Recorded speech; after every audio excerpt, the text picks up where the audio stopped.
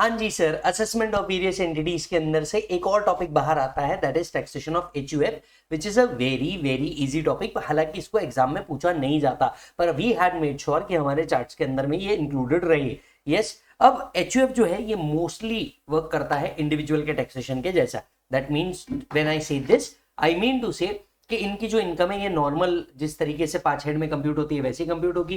Tax rate इनको वही applicable है जो इंडिविजुअल को एप्लीकेबल है। ऑलमोस्ट चैप्टर 6 से के रिडक्शन जो इंडिविजुअल्स को है वही एचयूएफ्स को भी अवेलेबल है। एंड मोटे मोटे तौर पे सारी प्रोविजन जो होती है वो एचयूएफ की सेम ही होती है, राइट। सो एचयूएफ की जो इनकम है that will be computed as per the normal provisions. Yes, chapter 6 से के रिडक्शन इनको मिल जाते हैं। टैक्स रेट जो सेम है जो इंडिविजुअल के लिए एप्लीकेबल है। अब टैक्सेशन ऑफ एचयूएफ के अंदर में जो सेक्शन आता है, सबसे पहला सेक्शन होता है section 171 which talks about partition of HUF. अब देखिए एचयूएफ में दो तरीके के पार्टीशन होते हैं, पहला होता है पार्शियल पार्टीशन और दूसरा होता है टोटल पार्टीशन। पार्शियल पार्टीशन मतलब क्या कि आप लोगों ने मे बी बिजनेस अलग कर दिया लेकिन प्रॉपर्टीज एक्चुअली अलग अलग नहीं करी। पार्शियल पार्टीशन पे कोई असेसमेंट मैंडेटरीली करने की जरूरत नहीं है। सो प्रैक्टिकली सेक्शन 171 किस बारे में बात करता है, ये एओ के असेसमेंट की बात करता है कि जब भी पार्टीशन होगा एचयूएफ का एओ को मैंडेटरीली असेसमेंट करना पड़ेगा। तो ये चीज सेक्शन 171 एक्सप्लेन करता है कि जब भी एचयूएफ का पार्टीशन होगा एओ को क्या करना पड़ेगा, असेसमेंट करना पड़ेगा। लेकिन यहाँ पे दो तरीके के पार्टीशन है, पहला है पार्शियल पार्टीशन और दूसरा है टोटल पार्टीशन।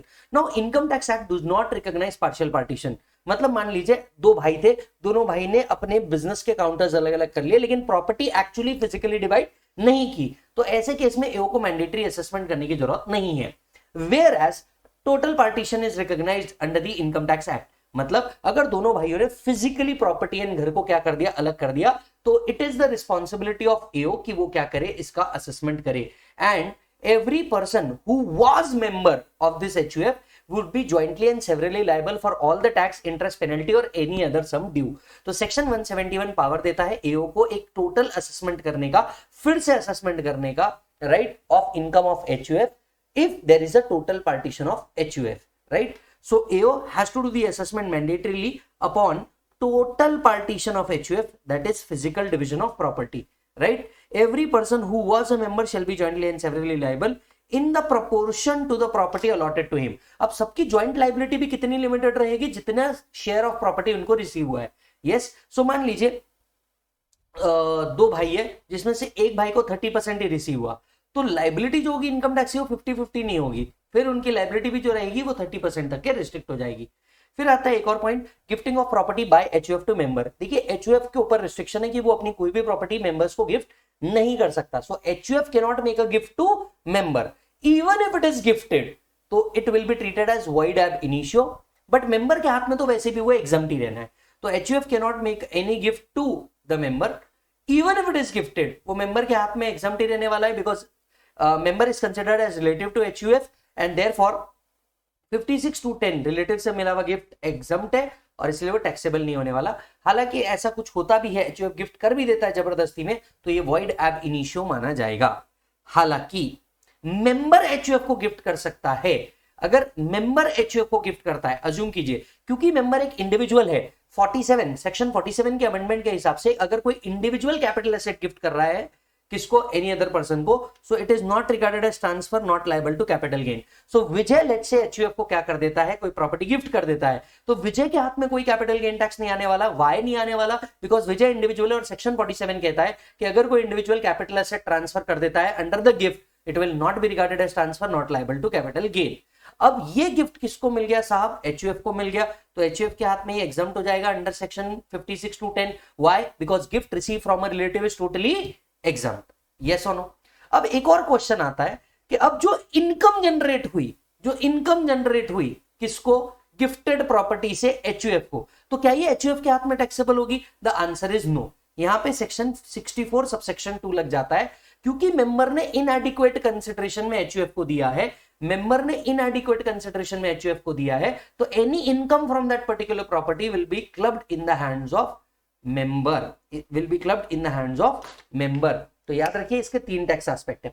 आपको तो पता है जब तक मैं इंटरलिंकिंग नहीं करता प्रोविजंस का मुझे मजा नहीं आता, इसीलिए 3 से 4 सब्जेक्ट का जोड़ू। और वैसे मैं आपको एक बात बताऊं, फाइनल लेवल पे it is utter most important कि आप चीजों को कनेक्टेड पढ़े। आप अपने मॉड्यूल के क्वेश्चन ओपन करके देखिए साहब, आप अपने क्वेश्चन बैंक के क्वेश्चन ओपन करके देखिए, जब भी आपको क्वेश्चन पूछे गए ऐसे थरो एस्पेक्ट पे पूछे गए कि इसका क्या, उसका क्या, और आपके ओवरऑल टैक्सेशन का एस्पेक्ट क्या। तो हमने रेगुलर लेक्चर के अंदर में, फास्ट ट्रैक लेक्चर के अंदर में भी ये इंटरलिंकिंग करी, और हम चाहते हैं कि चार्ट रिविजन में भी हमारी ये इंटरलिंकिंग बनी रहे। तो ध्यान से सुनिए, with HUF cannot make a gift to member, बराबर, sorry, member can gift to HUF but HUF cannot gift to member. अगर मेंबर गिफ्ट दे रहा है क्योंकि वो इंडिविजुअल है, उसके हाथ में कोई कैपिटल गेन टैक्स नहीं आने वाला। HUF के हाथ में गिफ्ट टैक्सेबल नहीं होने वाला क्योंकि वो रिलेटिव के डेफिनेशन में आ जाएगा। लेकिन इस गिफ्टेड प्रॉपर्टी से जो इनकम आने वाली है उस पे 64(2) का प्रोविजन लग जाएगा और क्लबिंग प्रोविजन अट्रैक्ट होगा, बिकॉज ये इनएडिक्वेट कंसिडरेशन में किसको ट्रांसफर की गई है, HUF को ट्रांसफर की गई है। यस और नो? अच्छा, अब मान करके चलिए HUF ने किसी कंपनी के अंदर में इन्वेस्ट किया, वो कंपनी सैलरी दे रही है किसको, को पार्टनर को। ऐसे केस में ये सैलरी किसके हाथ में टैक्सेबल हो जाएगी, HUF के हाथ में टैक्सेबल हो जाएगी। सो HUF ने अगर क्या किया है, कंपनी में इन्वेस्ट किया है एंड कंपनी सैलरी दे रही है किसको, को पार्टनर को, तो सैलरी जो है ये टैक्सेबल हो जाएगी in the hands of HUF। हाँ, ये एक क्वेश्चन पूछा जाता है which is based on CIT versus Charandas and sons. एक केस लॉ है CIT versus Charandas and sons. मान लीजिए HUF है, HUF ने पैसा इन्वेस्ट किया in one of the startup of co partner. So HUF ने इन्वेस्ट किया in one of the startup of co partner. अब सवाल उठा, को पार्टनर को जो प्रॉफिट जनरेट हुआ ये HUF के हाथ में टैक्स होगा या नहीं होगा, ये एक सवाल उठा, क्योंकि पैसा किसका लगा हुआ था, HUF का लगा हुआ था।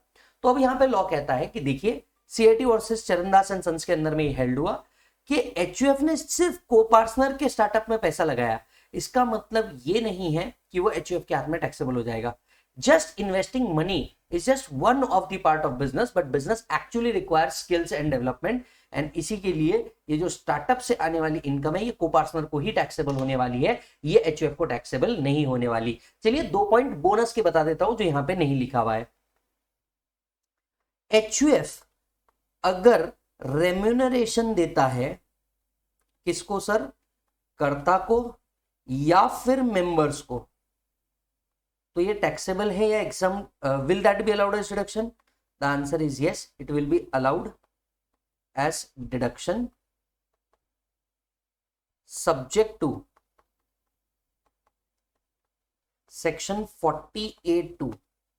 Sir why subject to section 48(2)? Because you are making a payment to relative, और रिलेटिव का पेमेंट एक्सेसिव या अनरीजनेबल नहीं होना चाहिए, नहीं तो 48(2) के तहत वो डिसअलाउ हो जाएगा। So HUF can give remuneration to karta and member, it must be bona fide, it must be genuine, but it should be subject to section 48(2). 48(2) क्या बोलता है दोस्त? 48(2) बोलता है कि भैया कोई भी पेमेंट जो आप रिलेटिव को कर रहे हो, अगर ये एक्सेसिव या अनरीजनेबल रहेगा तो ऐसे केस में क्या होगा दोस्त, डिसअलाउड हो जाएगा to such excess amount. Yes मालिक। चलिए अब आपकी रिस्पॉन्सिबिलिटी, जो अपन ने रेगुलर बैच और फास्ट ट्रैक बैच लिया है, इन लोगों के पास ऑडियो रिवीजन भी अवेलेबल है, प्लस MRP में जाओ, इसके ऊपर क्वेश्चंस दिए हुए हैं, इनको क्वेश्चंस को सॉल्व कर लो। I guess assessment of various entities जो टॉपिक है आपके मॉड्यूल 3 के अंदर, मॉड्यूल 2 के अंदर में, तो इसके ऊपर आपको 2 क्वेश्चन है आई गेस, तो वो 2 क्वेश्चन सॉल्व कर लेना। यस, काम खत्म। यहां से आपका नेक्स्ट पार्ट शुरू होता है, आपके नेक्स्ट चार्ट रिविजन तक के आप बने रहिएगा। हम लोग रिसेंटली DT फास्ट ट्रैक जो है ये ले रहे हैं, 35 लेक्चर्स के अंदर में सब कुछ कवर कर रहे हैं, प्रॉब्लम सॉल्विंग कवर कर रहे हैं, प्रॉब्लम सॉल्विंग में कहां कहां गलती होती है ये कवर कर रहे हैं, प्रोविजंस के अंदर के अमेंडमेंट्स कवर कर रहे हैं। अगर आपको ऐसा लग रहा है कि आप DT में डिफिकल्टी फेस कर रहे हैं, तो आई वुड रिक्वेस्ट और आई वुड टेल यू कि भैया आप जल्दी से DT फास्ट ट्रैक के ओर मुड़ सकते हैं, अभी भी आपके पास टाइम है, आप अपना प्रोविजनिंग अकॉर्डिंगली कर सकते हैं। यस सर, मिलता हूं आपसे अगले चार्ट रिविजन के अंदर में। ये चार्ट आप ekathamacademy.com पे पा सकते हैं, जो नीचे लिंक में दी हुई है। तब तक के आप अपना पूरा ख्याल रखेंगे। बाय बच्चों।